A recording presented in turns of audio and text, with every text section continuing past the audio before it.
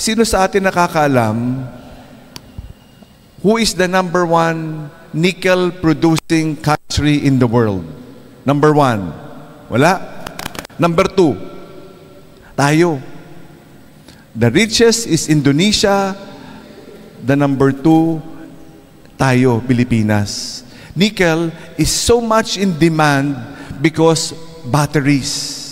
Our batteries are made of nickel.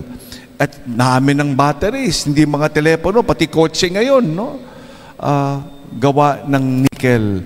There is a great demand.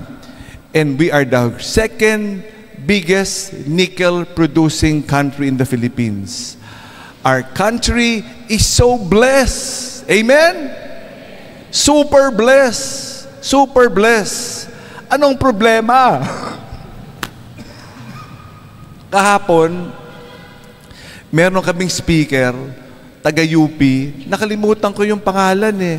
Napakahusay. Facts. Talking about facts.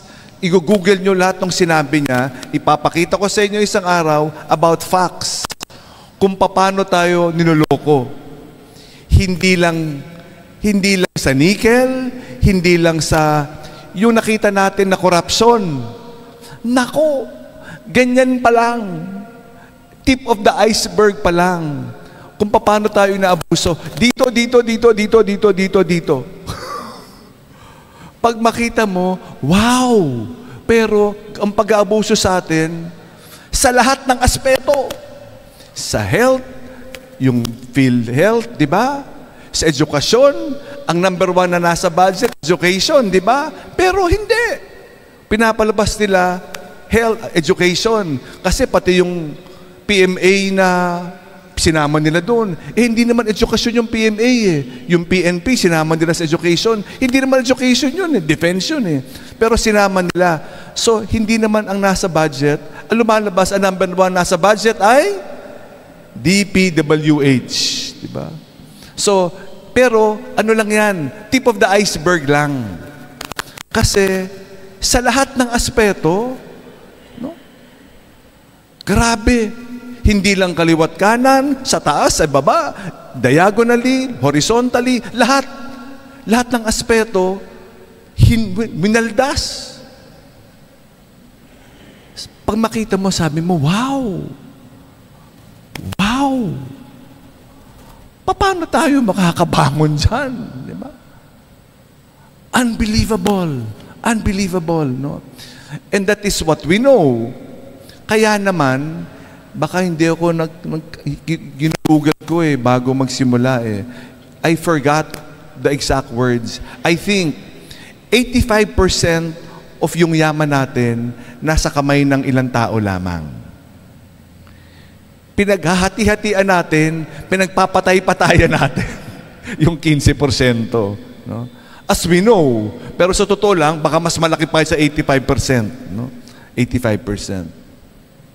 Now, this is not to put down only the people who are abusing us. It is not only for those who are corrupt. It is for all of us. The gospel today speaks of warning. Warning! Ayaw mo makinig kay Juan Bautista, ayaw mo makinig sa mga propeta, ayaw makinig kay Jesus. Ayaw. Bakit? Dahil sa kasalanan. Pag kasalanan ang dumating, wala ka nakikitang kasalanan. Pag dumating ang greed, ganid, kaswapangan, talagang wala ka makikita. Mag-rally ka dyan hanggang maubusan ka ng dugo. Mag-rally ka dyan, ano pang gawin mo, dahil sa kadiliman, hindi mo makikita yan.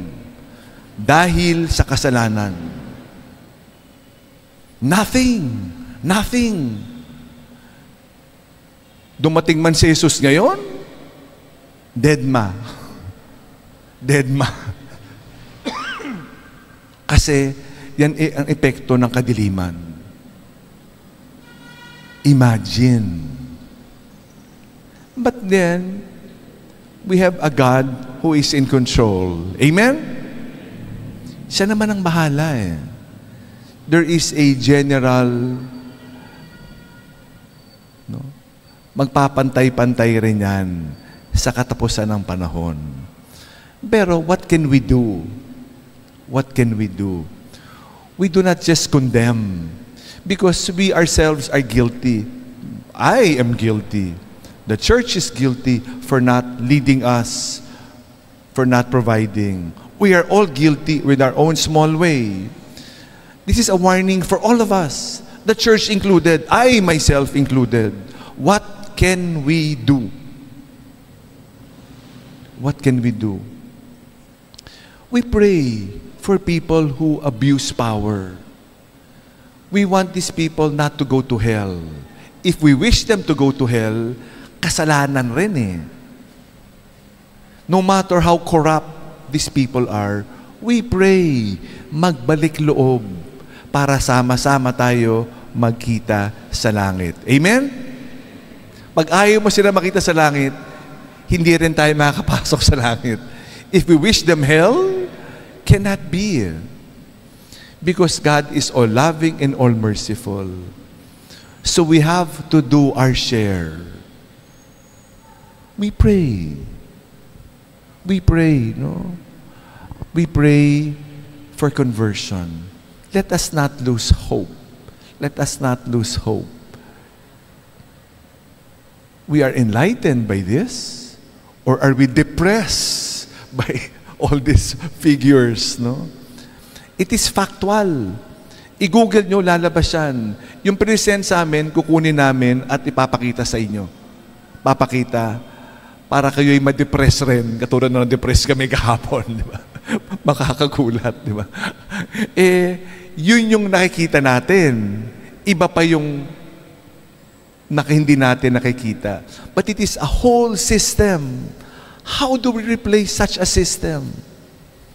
How in the world can we replace such a system? It is horrible, but thanks be to God, His grace is here, which may not make us lose hope.